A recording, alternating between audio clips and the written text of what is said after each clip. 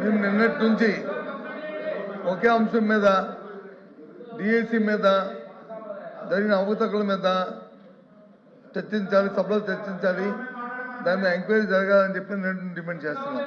ఇవాళ ప్రధాన పత్రికల్లో శాసనసభలో మాట్లాడారు అది మరి ఇక్కడ మాట్లాడడానికి ఎందుకు ఎందుకు ఆడుతున్నారో మాకు అర్థం అవట్లేదు, ఎందుకంటే వెనకెందుకు వేస్తారో మాకు అర్థం అవట్లేదు. వాస్తవ విషయాలు అక్కడ చెప్పిన ఇక్కడ చెప్పొచ్చు కదా, ఇది చెప్పొచ్చు కదా. దీని తర్వాత చేస్తామని చెప్పి విద్యామంత్రి గారు ఉన్నారు కదా, విద్యామంత్రి గారు చెప్పానండి. అక్కడ చెప్పిన ప్రకటనలు ఎక్కడైనా సరే బయటైనా ఇంటైనా ఎక్కడైనా మాట్లాడతామని చెప్పారు కదా, చెప్పండి ఆ మాట ఎక్కడ. మేము అడుగుతున్నాం కదా, మా ప్రజెంట్ సమాధానం చెప్పండి. అందుకు మెగా డిఎస్సి మీద డిస్కషన్కి మీరు సమయం కేటాయించాలి. ఈ ప్రశ్నోత్తరాలు వాయిదా వేసినా సరే మాకు ఇప్పుడు దాని మీద చర్చించాలి. అది మా తాలూకా విన్నపం. దాని మీద తిరస్కరించడం జరిగింది. మీరు వేరే ఫార్మెట్లో రండి, లేదంటే మళ్ళీ ఒకసారి బీఎస్సీ పిలుస్తాను, బీఎస్సీలో మీరు డిసైడ్ చేసుకోండి, అంతే తప్ప మళ్ళీ మీ ఒక్కసారి దాన్ని అలౌ చేయడం జరగదు. మీరు వేరే ఫార్మెట్లో రండి, లేకుంటే కనుక బీఎస్సీలో డిసైడ్ చేసుకోండి. Please please please sir. Speaker chairman sir, మీరు అనుమతిస్తే సార్. ప్రతిపక్ష నాయకుడు లేస్తే కాస్త గౌరవ సభ్యుల్ని కొంచెం చైర్మన్ గారి మీద పడకండి, కాస్త హుందాగా పక్కకు జరగండి. వారు చాలా స్నేహశీలి, మనందరితో చైర్మన్ గారు బాగుంటారు. అట్లని మనం ఆ చైర్లో కూర్చున్నప్పుడు వారి మీద పడేటువంటి అడ్వాంటేజ్ తీసుకోకూడదు అనేటువంటిది ఇది మన సంస్కృతి, మనం నేర్చుకున్నటువంటి సంస్కృతి. మన ఇప్పుడు చైర్ని ఏ రకంగా మీరు అవమానిస్తున్నారు పబ్లిక్ గా అనేది అర్థమవుతా ఉంది. మనం నేర్చుకున్న సంస్కృతి ఇది అధ్యక్ష. నంబర్ 1, వారు రిప్లై అవుతుంటే కూర్చుంటారు. వినండి, డిఎస్సి మీద చర్చించడానికి అధ్యక్ష వాళ్ళ ఉద్దేశం చాలా స్పష్టంగా అర్థమైంది. మాట్లాడేకేం లేదు, అల్లరి చేసుకుని వెళ్ళిపోవాలని. అరే ఆయన ఏదో లేవనెత్తాడు, మేము క్లియర్ గా చెప్పదలుచుకున్నాం. డిఎస్సి మీద చర్చించడానికి ఈ ప్రభుత్వం సిద్ధంగా ఉంది అనేటువంటిది నిన్న బిఎస్సిలో స్పష్టంగా మీ ఎదురుగా ఆయనకు చెప్పాం.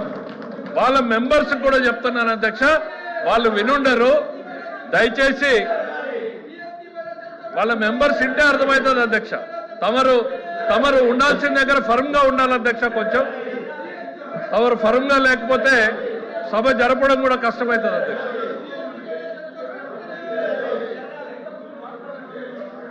వినండి సార్, గౌరవ ఎల్ఓపి గారు అడిగిన దానికి ప్రభుత్వం నుంచి మా స్పందన ఇచ్చినప్పుడు వినే ఓపిక ఉండాలి. వాళ్ళ అజెండా ఏమైనా ఉండొచ్చు, అజెండా అల్లరి చేసి బయటికి వెళ్ళిపోవడం అనే అజెండా అయి ఉండొచ్చు, చర్చ పెట్టాలనేటువంటి అజెండా అయి ఉండొచ్చు. గవర్నమెంట్ వారి సైడ్ నుంచి నిన్న తమరి సమక్షంలో చాలా డీటెయిల్డ్గా మా వాయిస్ని వినిపించాం. డిఎస్సి మీద చర్చించడానికి ఈ ప్రభుత్వం సిద్ధంగా ఉంది. నువ్వు వచ్చి కూర్చొని చెప్తారా మీరు లెజిస్లేటివ్ అఫైర్స్ మినిస్టర్ చెప్పేటప్పుడు ప్రభుత్వ ఆలోచనని వినకుండా మీరు డిక్టేట్ చేయాలనుకుంటే జరగదు, ఇంపాసిబుల్. ప్రజలు ఎవరు ప్రభుత్వాన్ని నడపాలి అనేటువంటి నిర్ణయాన్ని ప్రజలు డిసైడ్ చేశారు. ప్రభుత్వాన్ని ఎట్లా నడపాలి, ఏ సబ్జెక్టులు తీసుకురావాలనేది ప్రభుత్వం చాయిస్. దయచేసి మీరు అనుకున్నట్టు సభ జరగదు అన్న విషయాన్ని మీరు గుర్తుపెట్టుకోవాలి. ఇక్కడ we are here to discuss about the DSC. ప్రజలకు ఒకవైపు ఎల్నినోతో ప్రజలు ఇబ్బంది పడుతూ ఉంటే తాగునీరు, సాగునీరు, వ్యవసాయం ఏ రకంగా ఈ ప్రభుత్వం వాళ్ళని ఆదుకోబోతున్నాం అనేటువంటి బాధ్యతాయుతమైనటువంటి సమాధానం చెప్పాల్సిన మీరు నిర్లక్ష్యంగా ప్రజల పట్ల ఏమాత్రం కూడా అంకిత భావం లేకుండా వాళ్ళ సమస్యల గురించి చర్చించకుండా కేవలం రాజకీయాలు చేయాలనేటువంటి ఆలోచనతో మీరు ఈ అల్లరి చేసేటువంటి కార్యక్రమం చేస్తున్నారు తప్ప రైతులు ఏ రకంగా ఇబ్బంది పడుతున్నారు, కృష్ణా డెల్టాలో రైతుల పరిస్థితి ఏంటి, గోదావరి డెల్టా ఏంటి, రాయలసీమ ఏంటి, ఉత్తరాంధ్ర ఏంటి, ఈ రైతుల సమస్యల గురించి ఒక్క నిమిషం మీరు మాట్లాడారా?